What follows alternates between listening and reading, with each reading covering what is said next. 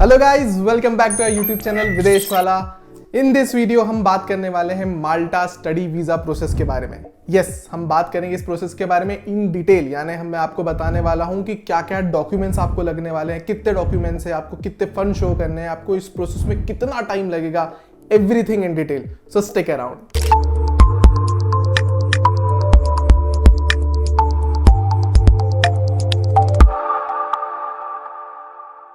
सो ये video targeted रहेगा मई intake के लिए। हमें बहुत सारी क्वेरीज आ रही थी कि मई इनटेक चालू हो रहा है माल्टा के लिए, तो हम किस तरह से वीज़ा प्रोसेस करें, हम किस तरह से एप्लीकेशन करें।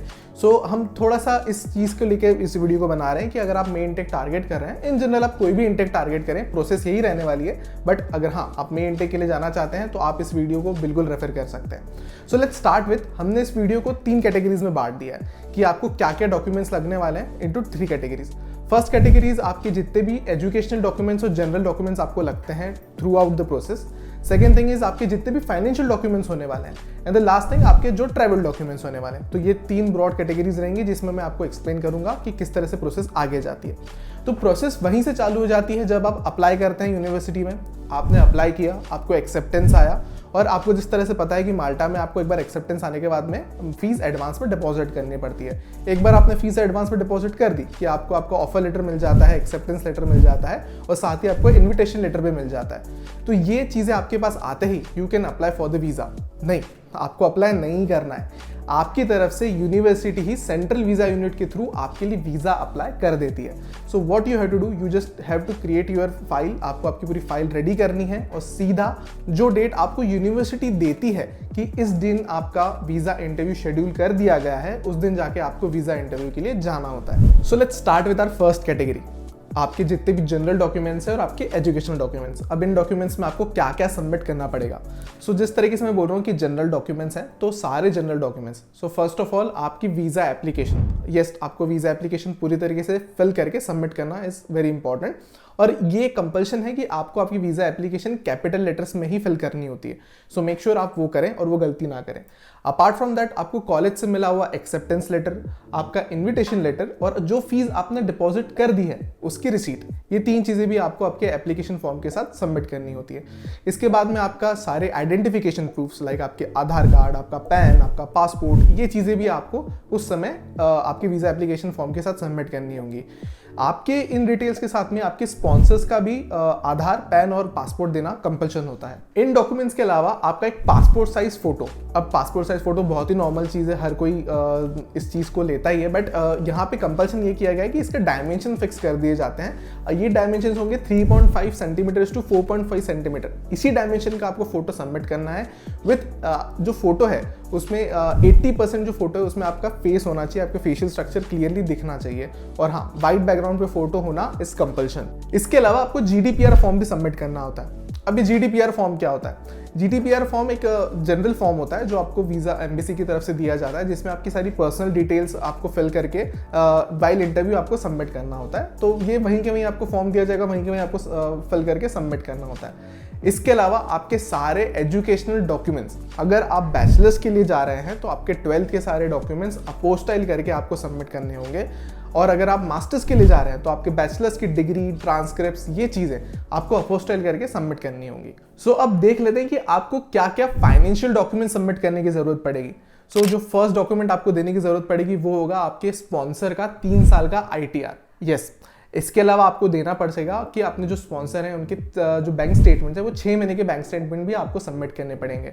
इसके अलावा आपको एक बैंक बैलेंस सर्टिफिकेट जो बैंक इशू करके देता है, जिसमें ये स्टेट किया जाता है कि आपके अकाउंट में इतना बैलेंस है, या जो आपके स्पॉन्सर है उनके अकाउंट में इतना बैलेंस है, उनका नाम ये है, उनका अकाउंट नंबर ये है, ये सारी चीज़ें मैंशन होती है उस सर्टिफिकेट पे।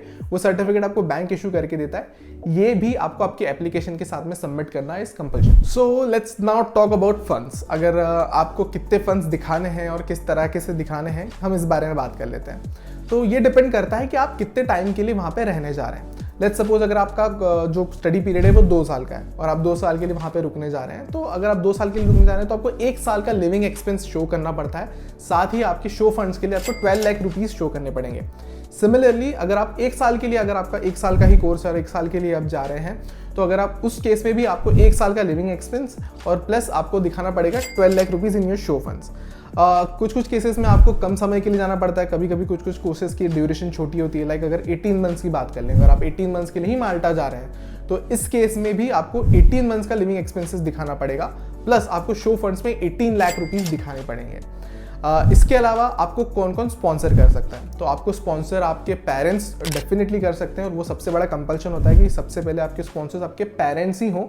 इसके अलावा आपको आपकी फर्स्ट कजिन फैमिली जो होती है वो भी आपको स्पॉन्सर कर सकती है। नाउ द लास्ट कैटेगरी, जो ट्रैवल डॉक्यूमेंट्स आपको शो करने पड़ेंगे। तो ट्रैवल डॉक्यूमेंट्स में आपको सबसे पहले दिखाने होते हैं आपका अकोमोडेशन प्रूफ, कि आपके पास में क्या अकोमोडेशन प्रूफ है, कि आप वहाँ जाके कहाँ रहेंगे।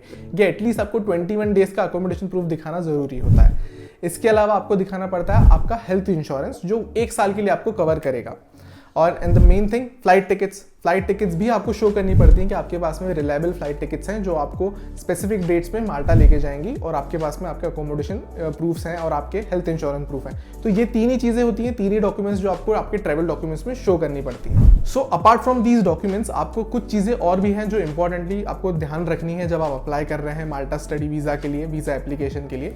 तो पहली चीज़ जो आपको ध्यान रखनी है, जो इंटरनेशनल कार्ड आप यूज़ करेंगे माल्टा में किसी भी पेमेंट करने के लिए, तो उस कार्ड पे आपका स्पॉन्सर का नाम होना कंपल्शन होता है। और प्लस आप जब वीज़ा एप्लीकेशन के लिए आपकी फाइल देते हैं तो उस फाइल में भी आपको उस कार्ड के कॉपीज़ लगाने ज़रूरी होते हैं जिसमें आपका स्पॉन्सर डिटेल्स दिख रहे होंगे। Apart from this it is recommended कि आप जितने भी डॉक्यूमेंट सबमिट कर रहे हैं उन सारे डॉक्यूमेंट्स की कलर फोटोकॉपी करके एक सेट बना के रखें, क्योंकि बहुत बार ऐसा होता है कि वीज़ा ऑफिसर आपसे कुछ डॉक्यूमेंट्स रखवा लेते हैं, तो जब अगर कुछ ओरिजिनल डॉक्यूमेंट्स उन्होंने रखवा लिए तो आपके पास में प्रूफ होना चाहिए कि आपके पास ये डॉक्यूमेंट्स थे।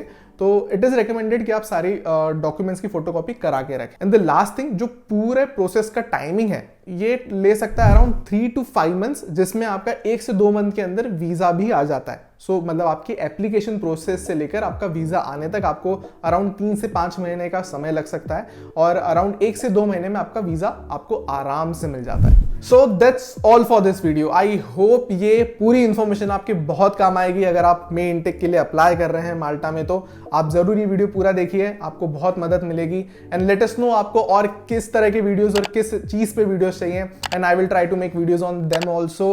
And for more such informative content subscribe to Videsh Wala. Thanks for watching.